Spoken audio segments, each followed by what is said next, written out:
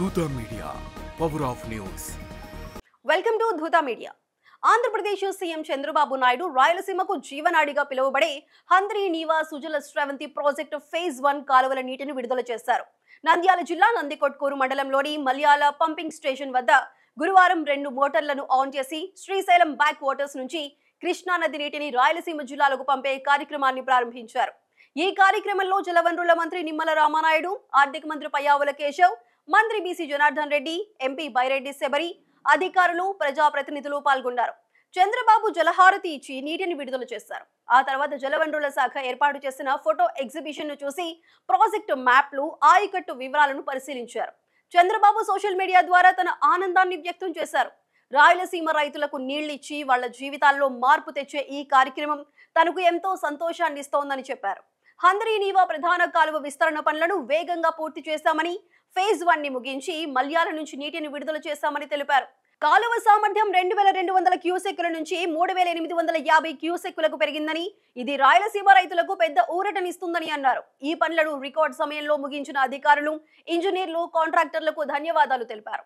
Phase 2 పనులను కూడా త్వరలో పూర్తి చేసి 4 జిల్లాల్లో 6 లక్షల ఎకరాలకు సాగునీరు, 33 లక్షల మందికి తాగునీరు అందిస్తామని హామీ ఇచ్చారు. ఈ ప్రాజెక్టు రాయలసీమలో సాగు, తాగునీటి సమస్యలను తీర్చడానికి కీలకమైంది. శ్రీశైలం నుంచి 40 టీఎంసీలకు పైగా నీటిని తీసుకొచ్చి కర్నూలు, నంద్యాల, అనంతపురం, కడప, చిత్తూరు జిల్లాలకు అందిస్తారు. ఫేజ్ 1 విస్తరణ పనులు 696 కోట్లతో పూర్తయ్యాయి. కాలువ సామర్థ్యం పెరగడంతో జీడిపల్లి రిజర్వాయర్ ను నింపేందుకు అవకాశం కలిగింది. ఈ నీరు గొలపల్లి, మరాల, చెర్లోపల్లి రిజర్వాయర్లకు చేరుతుంది. అలాగే పెన్నా, అహోబిలం బ్యాలెన్సింగ్ రిజర్వాయర్ కు 15 రోజుల పాటు నీటిని నింపుతారు. మొత్తం ప్రాజెక్టు 3890 కోట్లతో నిర్మితమవుతోంది. ఎన్డీఏ కూటమి ప్రభుత్వం 100 రోజుల్లో ఈ పనులను పూర్తి చేసి రాయలసీమ ప్రజల నీటి ఆకాంక్షలను నెరవేర్చింది. హంద్రీ నీవా ప్రాజెక్టు ఆలోచన 1980లో ఎన్టీ రామారావు సీఎంగా ఉన్నప్పుడు మొదలైంది. 1996లో చంద్రబాబు ఉరువకొండలో శంకుస్థాపన చేశారు. 2004లో వైఎస్ రాజశేఖర్ రెడ్డి హయాంలో పనులు వేగం పుంజుకున్నాయి. 2014-2019 మధ్య టీడీపీ ప్రభుత్వం 4200 కోట్లు ఖర్చు చేసి గొల్లపల్లి, మరాల, చెర్లోపల్లి, జీడిపల్లి రిజర్వాయర్లను నిర్మించింది. కానీ 2019-2024 మధ్య వైసీపీ పాలనలో నిధుల కొరత, నిర్లక్ష్యం వల్ల పనులు ఆగిపోయాయి. ఇప్పుడు ఎన్డీఏ కూటమి వచ్చాక 100 రోజుల్లో ఫేజ్ 1 ని పూర్తి చేసింది. 565 కిలోమీటర్ల పొడవుతో ఈ కాలువ ఆసియాలోనే అతి పొడవైందిగా గుర్తింపు పొందింది. ఈ ఫేజ్ 1 ద్వారా కర్నూలులో 77,094 ఎకరాలు, నంద్యాలలో 2906 ఎకరాలు, అనంతపురంలో 1,18,000 ఎకరాలకు సాగునీరు అందుతుంది. ఫేజ్ 2 పూర్తయితే మరో 4,04,500 ఎకరాలకు నీరు చేరుతుంది. అలాగే 81 మండలాల్లో 33 లక్షల మందికి తాగునీరు అందుతుంది. ఈ ప్రాజెక్టు రాయలసీమను కరువు నుంచి కాపాడుతుందని, భూగర్భ జలాలను మెరుగుపరుస్తుందని అధికారులు చెబుతున్నారు.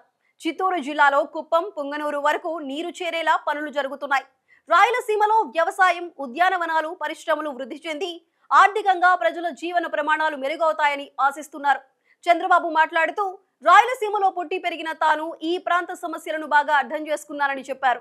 ఈ ప్రాంతం ఎడారిగా మారకుండా హంద్రీ నీవా ద్వారా సమృద్ధిగా మారుతుందని హామీ ఇచ్చారు.